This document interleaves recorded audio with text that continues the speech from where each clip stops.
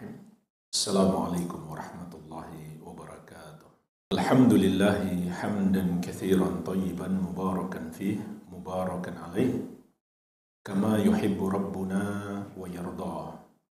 Asyhadu an la ilaha illallah wahdahu la syarika lah, wa asyhadu anna Muhammadan abduhu wa rasuluh.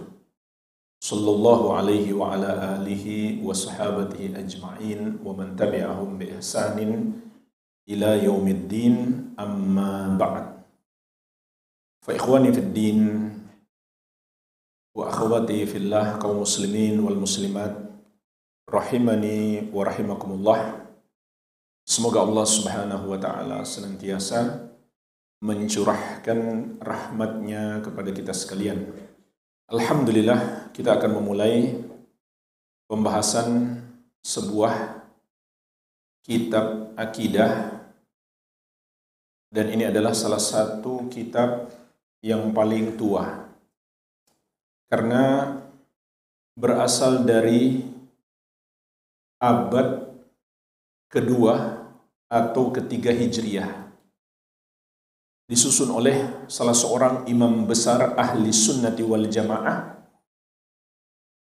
yang diakui oleh seluruh ulama Islam sebagai seorang imam ulama ahli sunnah yang sama sekali tidak memiliki penyimpangan akidah. Hidup di abad kedua dan ketiga Hijriyah. Beliau lahir tahun 164 Hijriyah dan wafat tahun 241 Hijriyah.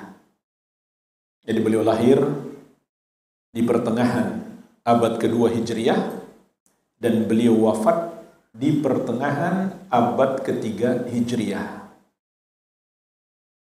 yaitu Imam Abu Abdillah Ahmad bin Muhammad bin Hanbal Asy-Syaibani rahimahullahu ta'ala, salah seorang imam besar ahli sunnah, imam ahli hadis dan ahli fikih. Bahkan beliau adalah imamnya salah satu madhab yang 4 yang dikenal dengan madhab Hambali. Madhabnya dinisbatkan kepada nama beliau, madhab Hambali.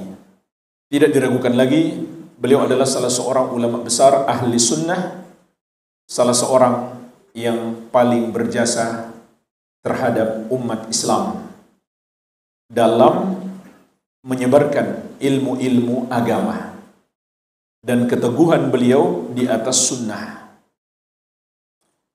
Jadi ini salah satu kitab yang paling tua yang pernah ditulis oleh para ulama yang berbicara tentang akidah, berjudul Usulus Sunnah, yang artinya prinsip-prinsip atau pokok-pokok ajaran ahli sunnati wal jamaah, akidah yang sesuai petunjuk Nabi Muhammad sallallahu alaihi wa ala alihi wasallam. Dan beliau, di antara keistimewaan Imam Ahmad rahimahullah, beliau adalah termasuk orang yang paling tahu dengan ucapan-ucapannya para sahabat radhiyallahu ta'ala anhum ajma'in, sehingga dalam fikih pun pendapat-pendapat beliau seringkali menukil dari para sahabat radhiyallahu ta'ala anhum ajma'in. Jadi kitab ini di dalamnya ada akidah Rasulullah sallallahu alaihi wasallam dan para sahabat radhiyallahu ta'ala anhum ajma'in, meskipun beliau tidak menyebutkan jalur periwayatan, akan tetapi apa yang beliau sebutkan pada umumnya adalah hal yang disepakati seluruh ulama ahli sunnati wal jamaah. Kurang lebih ada 50 permasalahan akidah dalam kitab singkat ini. Ini hanyalah kitab dalam bentuk matan yang singkat sehingga mengandung banyak permasalahan. Semoga Allah berikan taufik kepada kita untuk dapat mempelajarinya sampai selesai. Dan ini adalah usaha kita untuk mengikuti jalan ahli sunnah, langsung kepada sumber-sumber yang paling otentik dari para ulama terdahulu. Makin dekat masanya dengan Nabi Muhammad SAW, tentu itu menunjukkan semakin otentik akidah yang diajarkan di dalamnya. Maka salah satu kitab yang paling tua yang berbicara tentang akidah adalah kitab ini. Dan suatu keanehan, kalau kemudian kita mengambil dari para ulama yang sudah lebih jauh dari masa Nabi Muhammad SAW, lalu pada saat yang sama kita tinggalkan akidah para ulama sebelumnya. Ini suatu keanehan yang luar biasa. Dan inilah yang terjadi pada orang-orang yang mengambil akidah Abul Hasan Al-Asy'ari. Padahal beliau lahir saja tahun 260 Hijriah. Hampir 20 tahun setelah wafatnya Imam Ahmad. Kenapa kita nggak ambil yang lebih senior daripada beliau dan lebih berilmu juga? Lebih dikenal sebagai orang yang lebih luas ilmunya daripada beliau. Begitu pula imam-imam sebelumnya seperti Imam Syafi'i, Malik dan Abu Hanifah.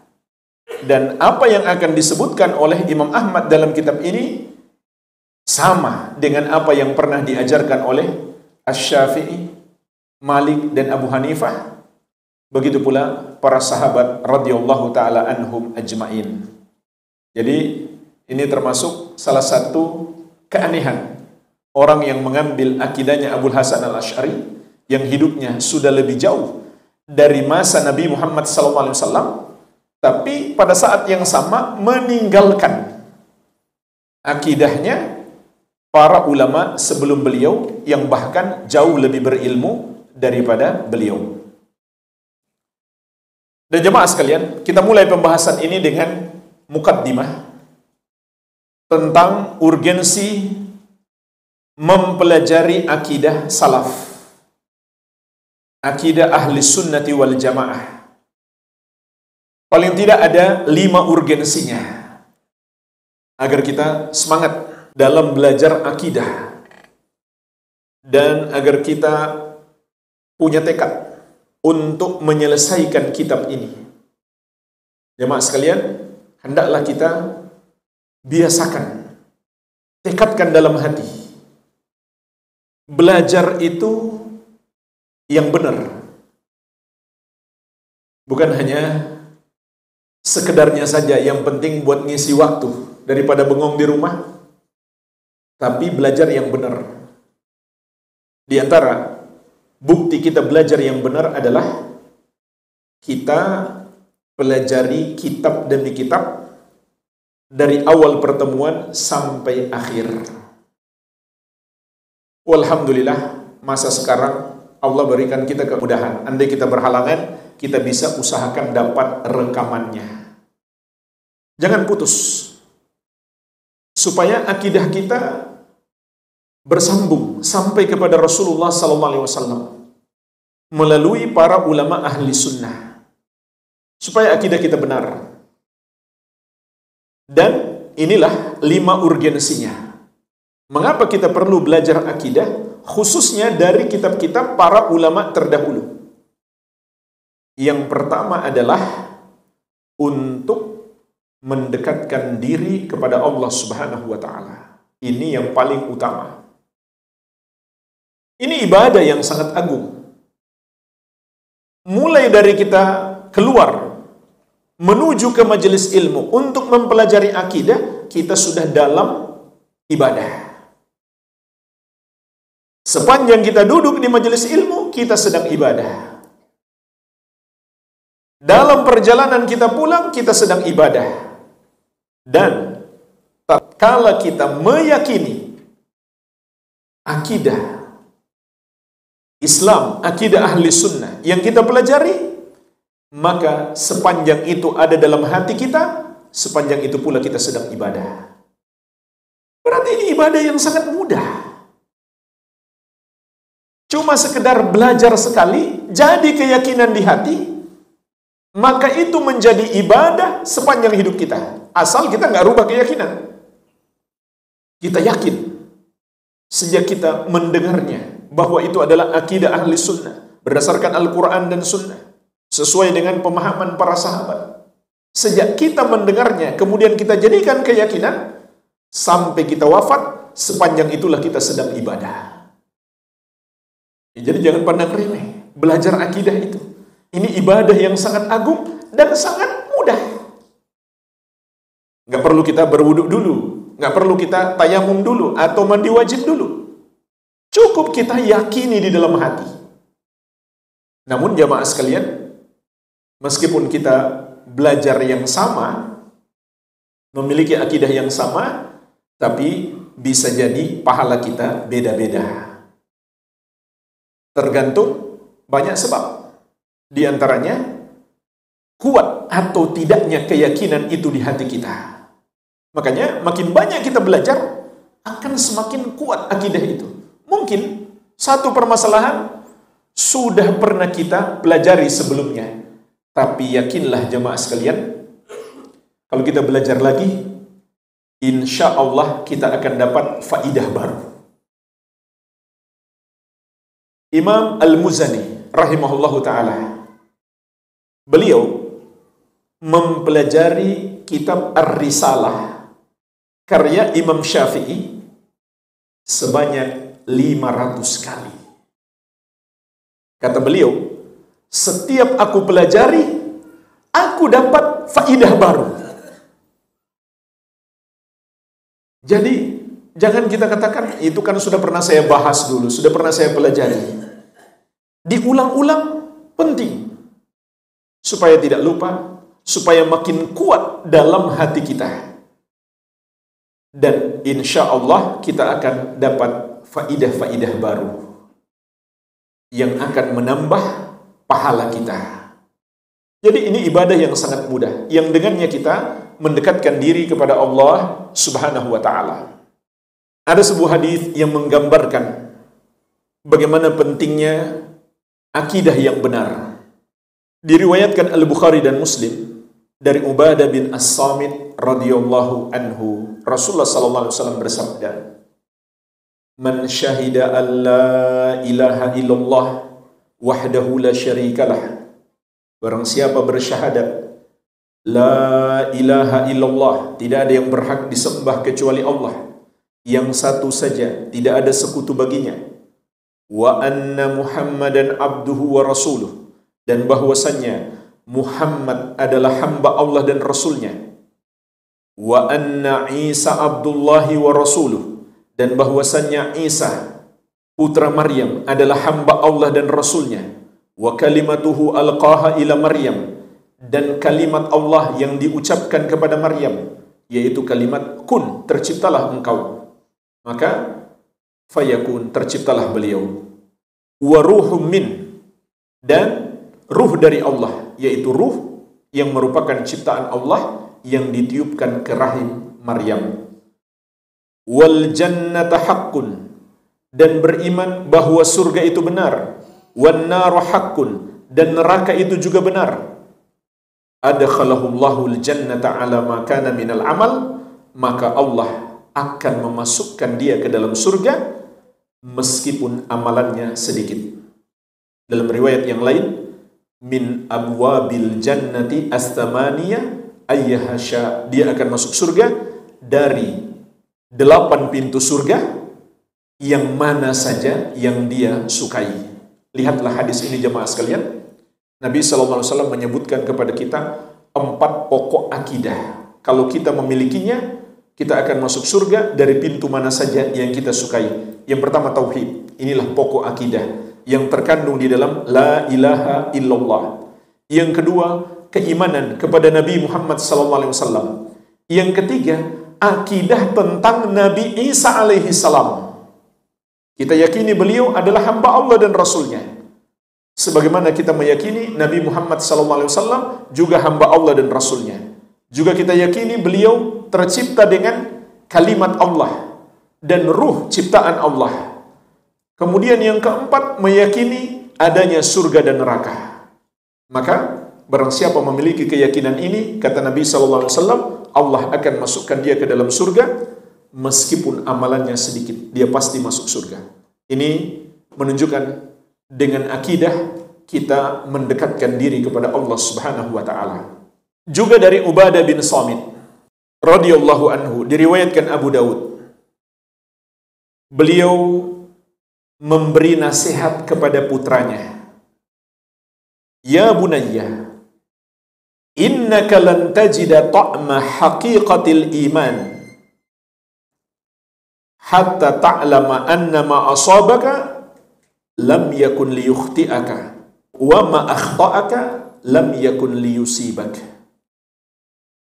Wahai anakku, sesungguhnya engkau tidak akan mendapatkan manisnya hakikat iman sampai engkau mengetahui, artinya ilmu dengan penuh keyakinan bahwa apa yang telah Allah takdirkan menimpamu tidak akan meleset darimu. Dan apa yang tidak Allah takdirkan menimpamu, niscaya tidak akan menimpamu. Jadi jemaah sekalian, di sini beliau mengajari anaknya akidah tentang takdir Allah Subhanahu wa taala. Barang siapa meyakininya, dia akan merasakan manisnya keimanan. Berarti ini adalah ibadah yang sangat agung. Kalau kita memiliki akidah yang benar, kita akan mendapatkan manisnya iman. Dan Imam Nawawi rahimahullah pernah menjelaskan, manisnya iman itu mencakup 3 hal. Yang pertama, istilzadut ta'at, merasa lezat dalam ketaatan. Artinya ibadah terasa nikmat. Berarti kalau kita masih merasa ibadah ini membebani hidup kita, memberatkan kita, belum menikmatinya, berarti kita belum merasakan manisnya iman. Yang kedua, kata beliau, wa tahammalul masyak fid din, mampu menanggung beban-beban meskipun berat dalam mengamalkan agama, kuat dalam berpegang teguh dengan sunnah.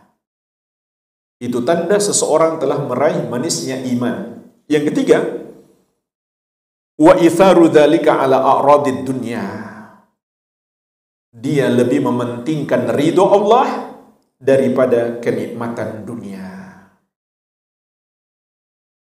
Ini adalah 3 hal yang akan kita miliki kalau kita sudah mendapatkan manisnya iman. Maka di antara kunci meraih manisnya iman adalah memiliki akidah yang benar. Salah satunya akidah terkait dengan takdir Allah Subhanahu wa ta'ala. Kemudian Ubadah bin As-Samit radhiyallahu anhu melanjutkan nasihatnya. Kata beliau, sami'tu Rasulullah sallallahu alaihi wasallam yaqul, aku pernah mendengar Rasulullah sallallahu alaihi wasallam bersabda. Perhatikan jemaah sekalian, ini pelajaran penting juga bagi setiap orang tua. Beginilah sahabat menasihati anak, mengajari anak. Selalu berdalil, bukan hanya ucapan kosong, tapi ada dalilnya. Setelah beliau memberi nasihat, beliau sebutkan dalilnya. Aku pernah mendengarkan Rasulullah SAW bersabda, inna awwala ma khalaqallahu al-qalam. Sesungguhnya yang pertama Allah ciptakan adalah pena. Maksudnya yang pertama Allah ciptakan untuk menulis. Faqala lahu uktub. Lalu Allah berkata kepadanya, tulislah. Qala rabbi wa madza aktub. Pena itu pun berkata, wahai Rabbku, apa yang aku tulis? Qala, maka Allah berfirman, uktub maqadira kulli syai' hatta taqumas sa'ah. Tulislah takdir segala sesuatu sampai hari kiamat. Setelah itu beliau lanjutkan lagi nasihatnya. Ya bunayya, inni sami'tu Rasulullah sallallahu alaihi wasallam yaqul, wahai anakku, sesungguhnya aku juga mendengarkan Rasulullah sallallahu alaihi wasallam bersabda, man mata ala ghairi hadza falaysa minni. Barang siapa mati di atas selain akidah ini, maka dia bukan bagian dari aku. Jadi jemaah sekalian, akidah termasuk ibadah yang sangat agung.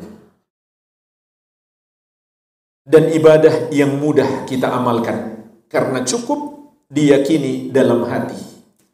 Dan sulit kita untuk riya. Karena orang nggak bisa lihat. Beda dengan sholat, zakat, haji, umroh, sedekah. Terjadinya riya pada ibadah-ibadah tersebut sangat besar kemungkinan, sehingga kita harus lebih waspada. Tapi beribadah dengan akidah sulit kita untuk riya, karena orang nggak bisa lihat. Itu ada dalam keyakinan kita, maka nilai ikhlasnya juga lebih besar. Ini yang pertama, mempelajari akidah untuk mendekatkan diri kepada Allah Subhanahu wa ta'ala. Tatkala kita belajar, itu adalah ibadah yang sangat agung. Yang kedua, untuk mengenal jalan yang lurus dan membedakannya dari jalan yang menyimpang. Karena meskipun kita sudah tahu mana jalan yang lurus, tapi kalau kita nggak mengenalnya, ya nggak ada gunanya. Meskipun kita sudah tahu satu-satunya jalan yang lurus adalah mengikuti jalan para sahabat. Itulah yang disebut dengan golongan ahli sunnati wal jamaah. Kita semua sudah tahu.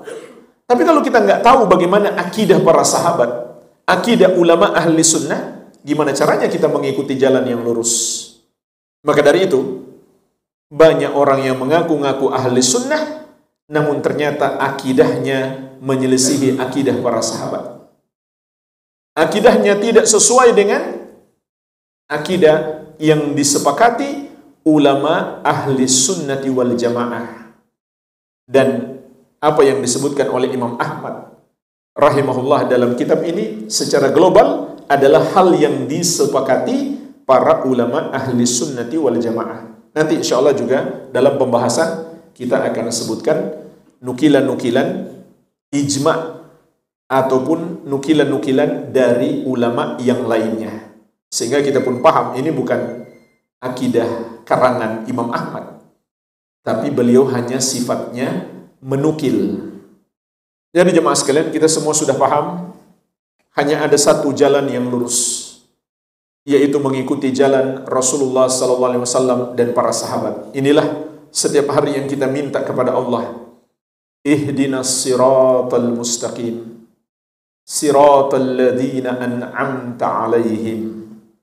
Ya Allah, berikanlah kami hidayah kepada jalan yang lurus, yaitu jalannya orang-orang yang Engkau berikan nikmat atas mereka. Para ulama salaf menafsirkan yang dimaksud dengan orang-orang yang Allah berikan nikmat adalah para nabi dan rasul, terutama nabi kita Nabi Muhammad SAW dan para sahabat beliau radhiyallahu ta'ala anhum ajma'in. Jadi inilah doa kita setiap hari, setiap sholat, agar kita bisa mengikuti jalan para nabi dan rasul dan para sahabat radhiyallahu ta'ala anhum ajma'in.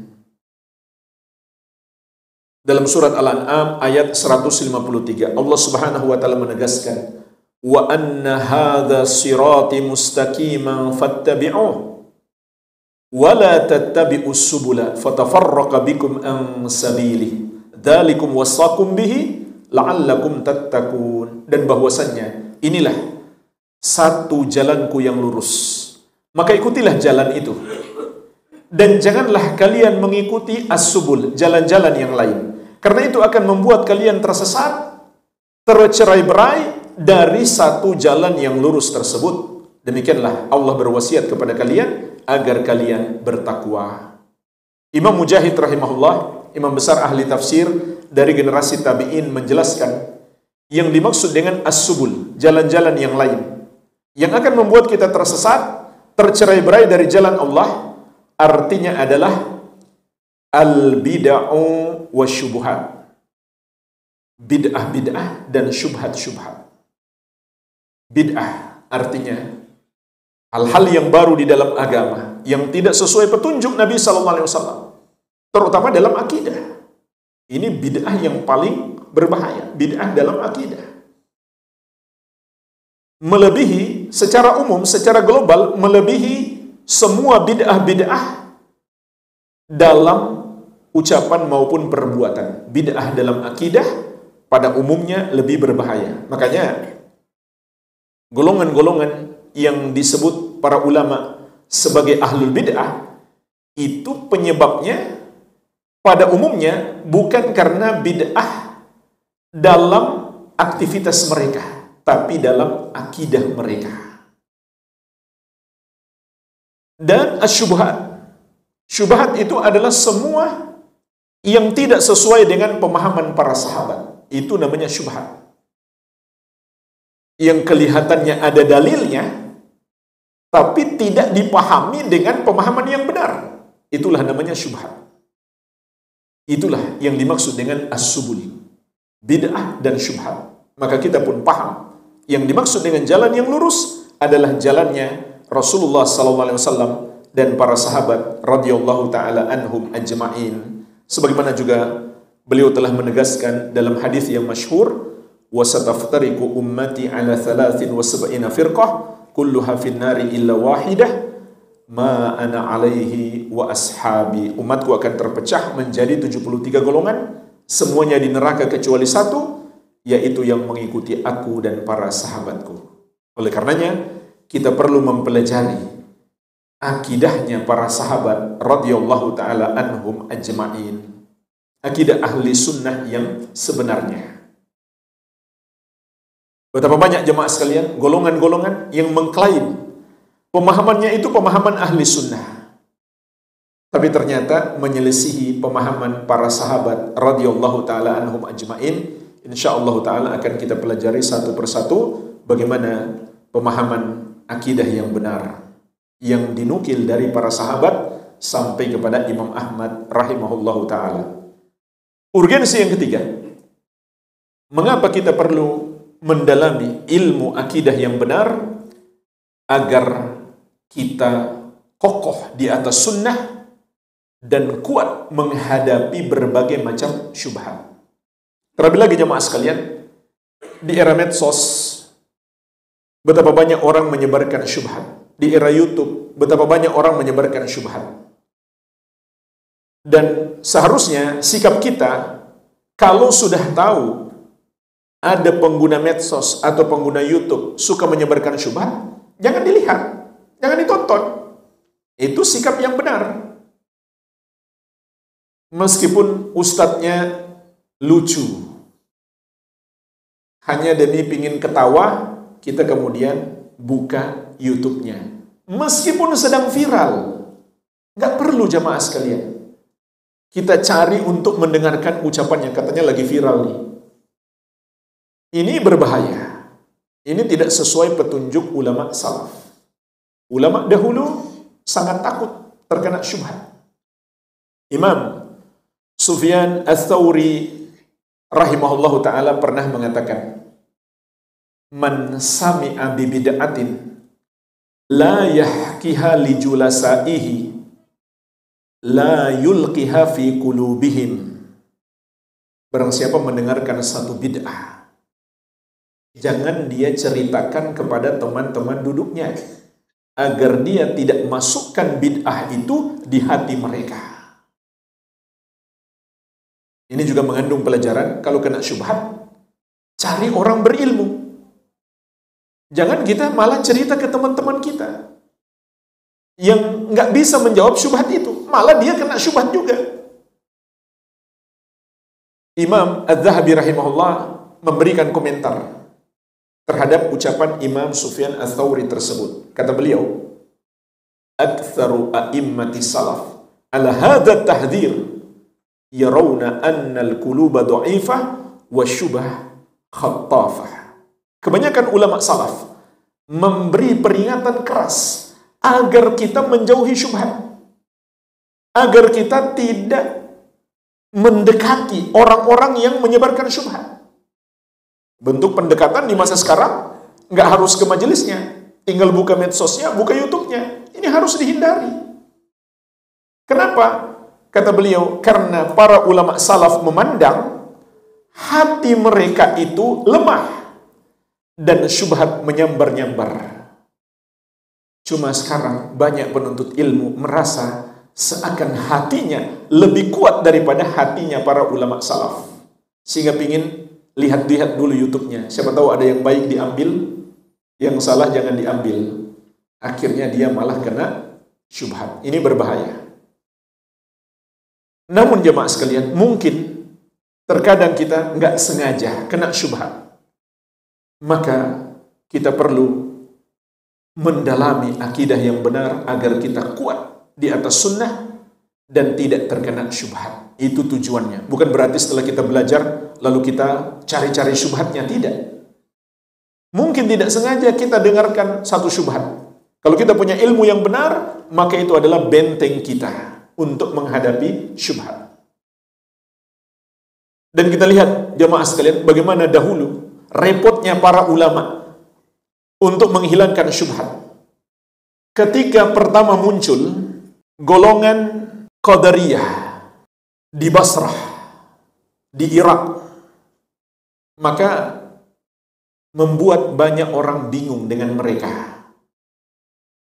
Sehingga ulama dari Basrah ini perlu melakukan perjalanan jauh ke kota Makkah untuk berjumpa dengan sahabat Nabi SAW yang masih hidup, demi menghilangkan syubhat itu.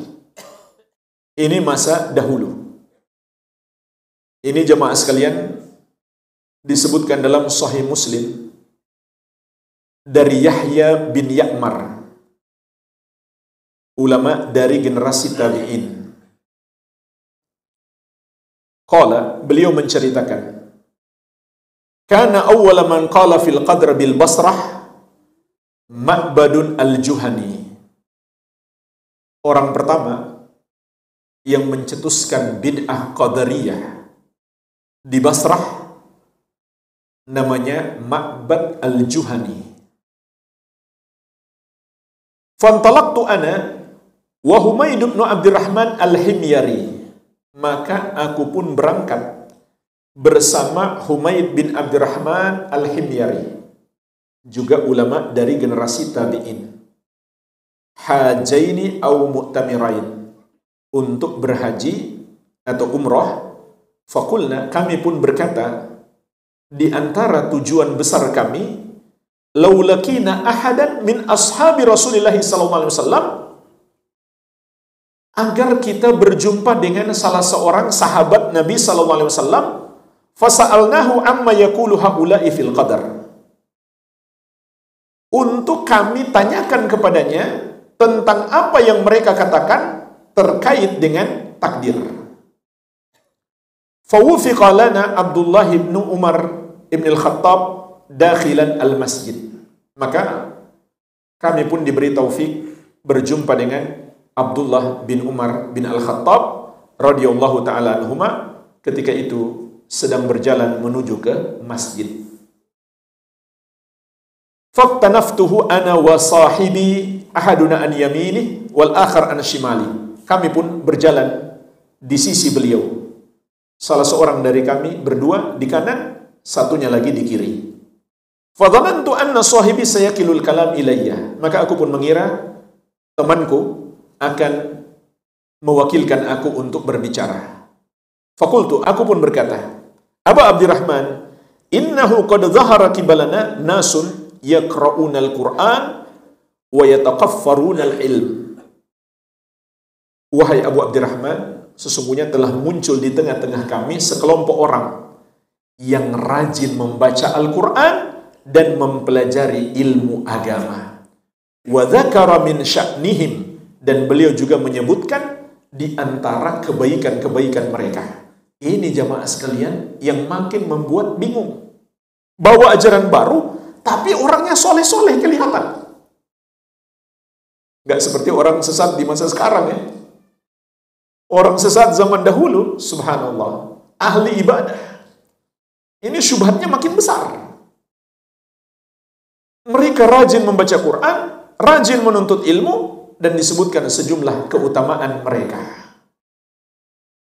Wa annahum yaz'umuna an la qadar wa annal amra unufun. Namun mereka mengatakan tidak ada takdir dan bahwa sesuatu itu tidaklah diketahui oleh Allah kecuali setelah terjadi.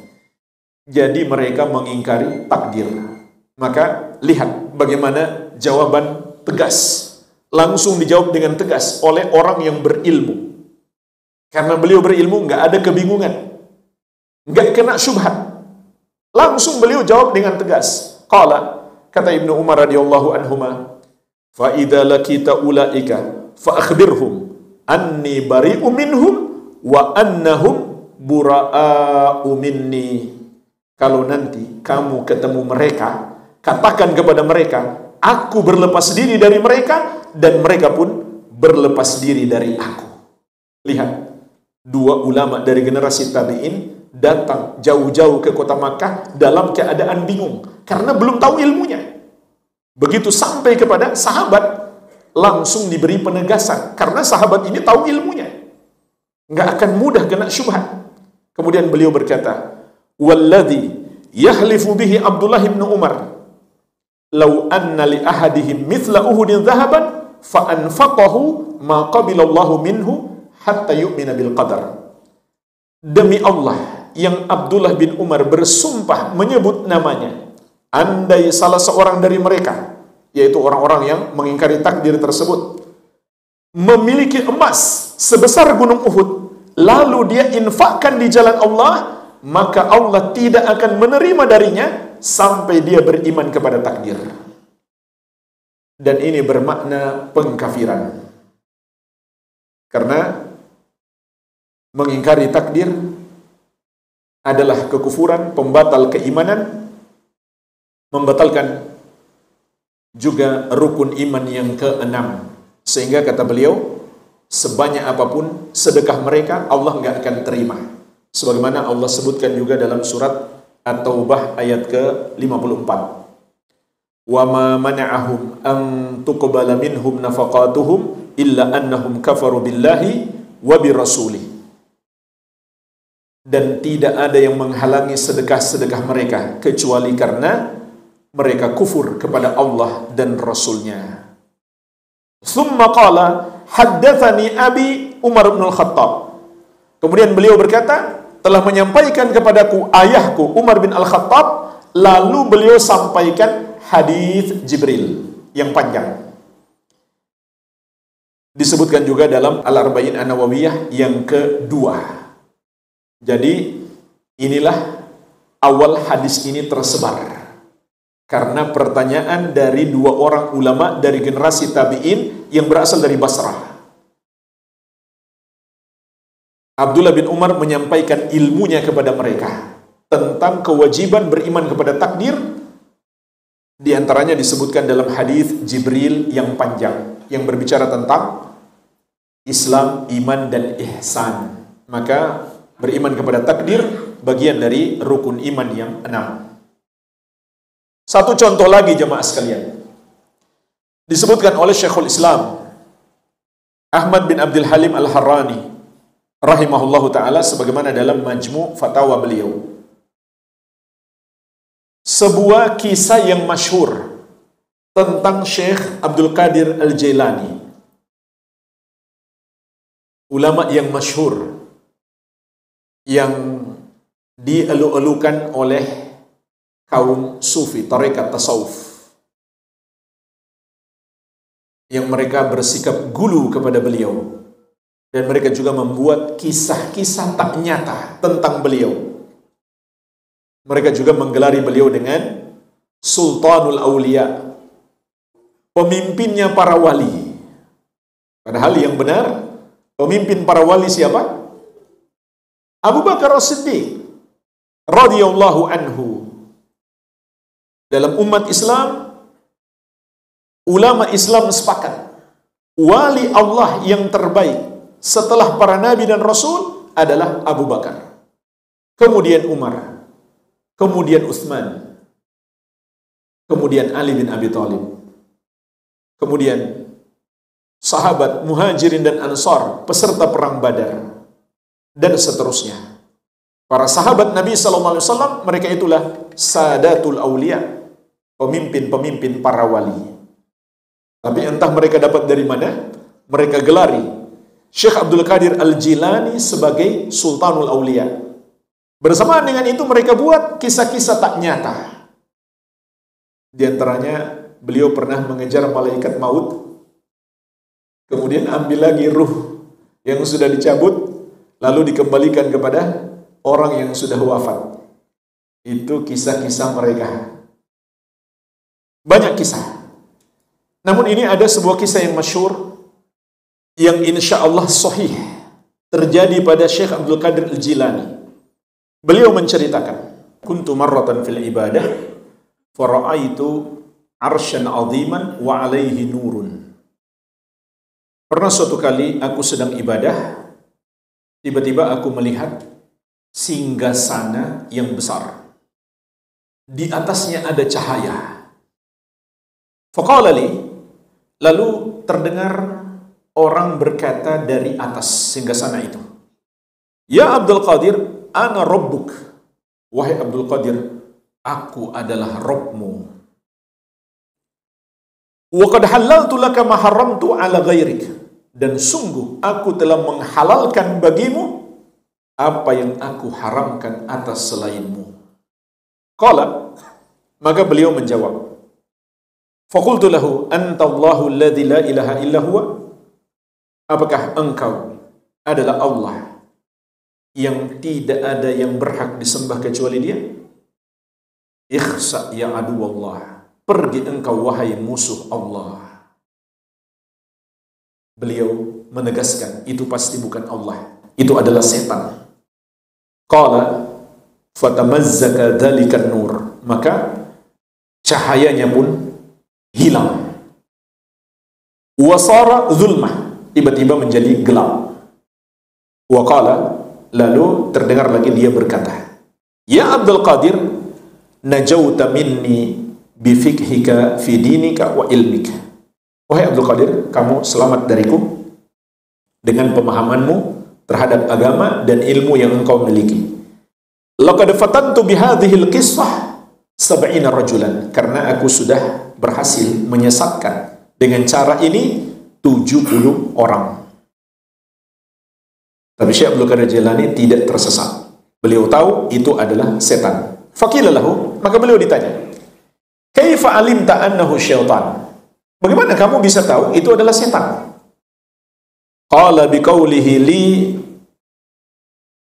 aku mengetahuinya dari ucapannya kepadaku, halaltu laka ma haramtu ala ghairik. Aku halalkan untukmu yang aku haramkan kepada selainmu.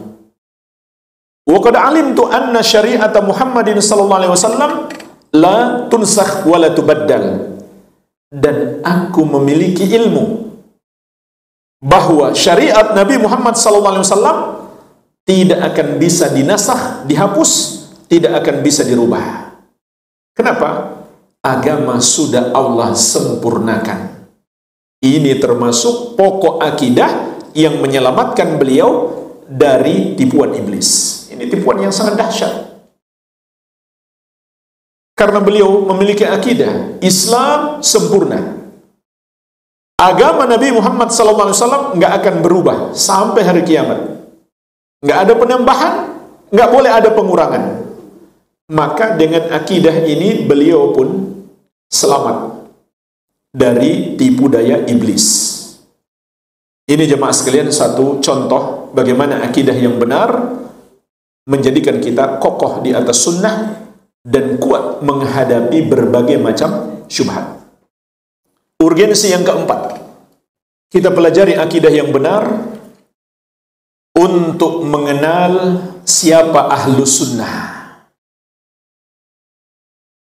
dan membedakannya dengan orang-orang yang menyesatkan tapi ngaku-ngaku ahli sunnah. Kenapa jemaah sekalian penting kita mengenal siapa ahli sunnah? Paling tidak karena dua sebab. Pertama, agar tidak salah memilih guru. Yang kedua, agar tidak salah memilih teman dekat. Karena kita telah diperintahkan di dalam syariat untuk memilih guru dari kalangan ahli sunnah. Dan tidak boleh berguru kepada selain ahli sunnah karena kita akan tersesat. Di antara sebab terbesar manusia tersesat adalah karena salah memilih guru. Dalil-dalil tentang ini sangat banyak. Di antaranya surat Ali Imran ayat ke-7. Allah Subhanahu wa taala mengingatkan kita, fa ammal ladzina fi qulubihim zaygun fayattabi'una ma tashabaha minhu ibtigha'al fitnah wa ibtigha'a ta'wilih. Adapun orang-orang yang di hati mereka memiliki penyakit kesesatan, maka mereka akan mencari dalil-dalil yang mutasyabih.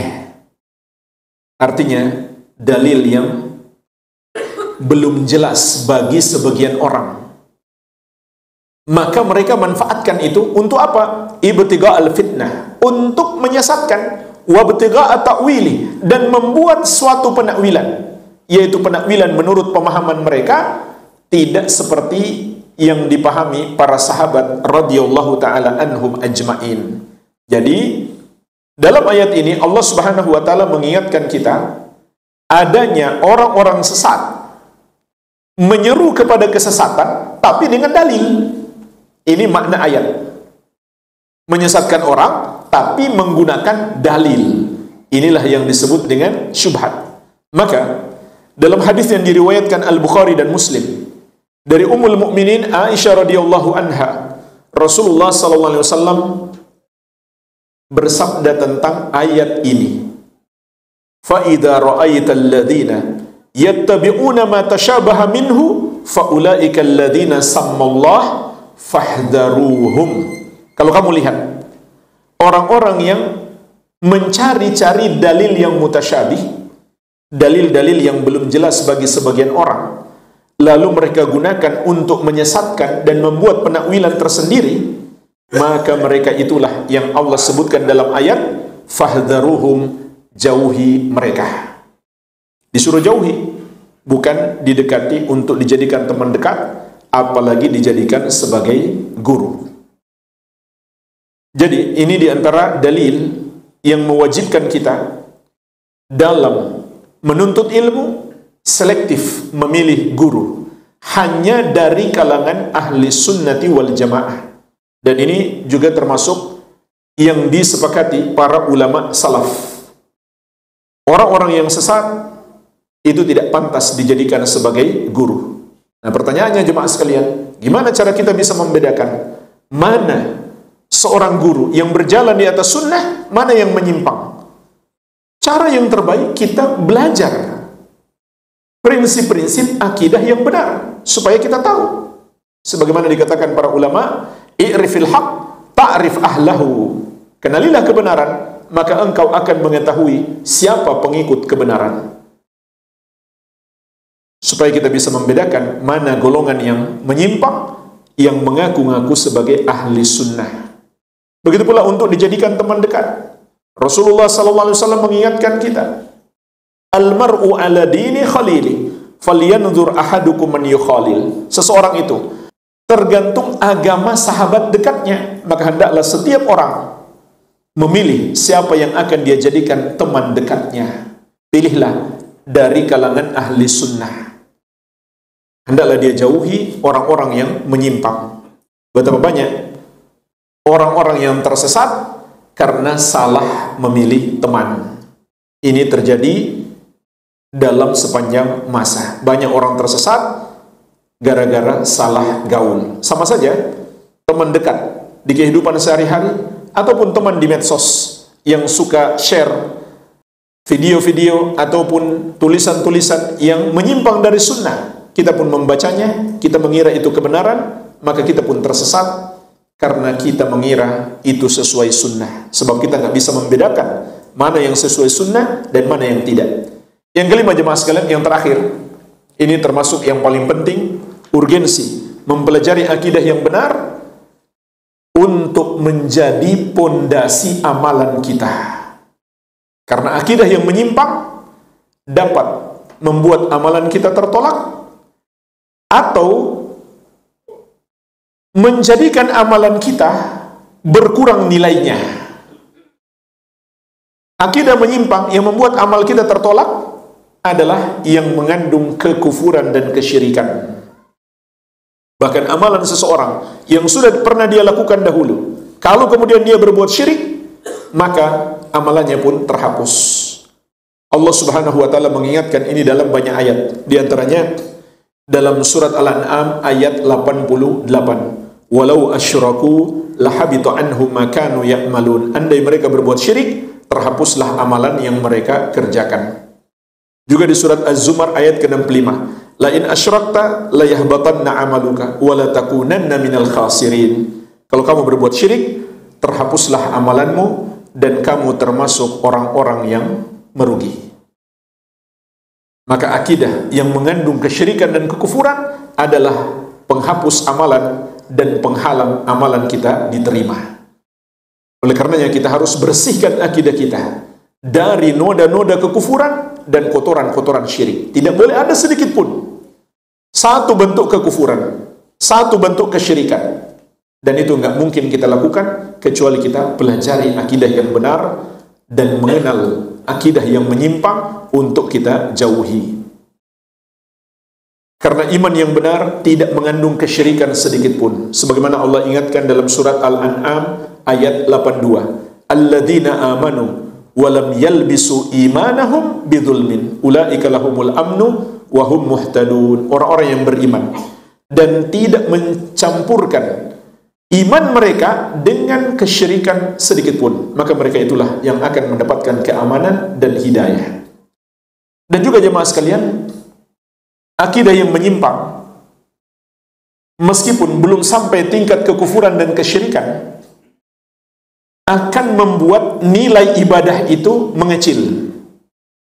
Buktinya apa? Kaum Khawarij. Kaum Khawarij itu luar biasa ibadah mereka.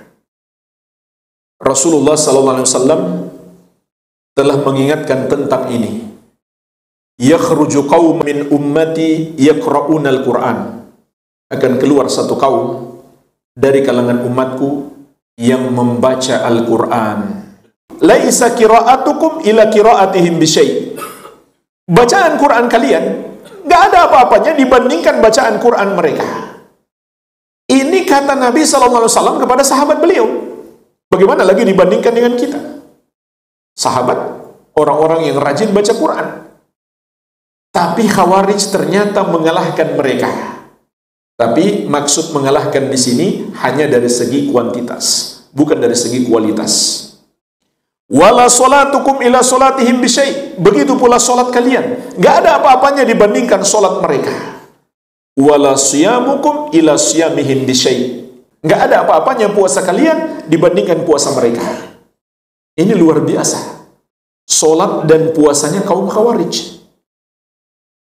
Namun jemaah sekalian, bersamaan dengan itu Nabi SAW bersabda tentang mereka, kilabun nar syarru qatla tahta adimis sama. Mereka adalah anjing-anjing neraka, seburuk-buruknya bangkai yang terbunuh di bawah kolong langit. Karena akidah mereka yang menyimpang. Padahal akidah mereka ketika pertama muncul masih bisa dihitung jari penyimpangannya. Bagaimana lagi dengan penyimpangan-penyimpangan yang hari ini? Terkadang dalam satu orang atau satu kelompok mereka kumpulkan semua penyimpangan, kelompok-kelompok menyimpang terdahulu.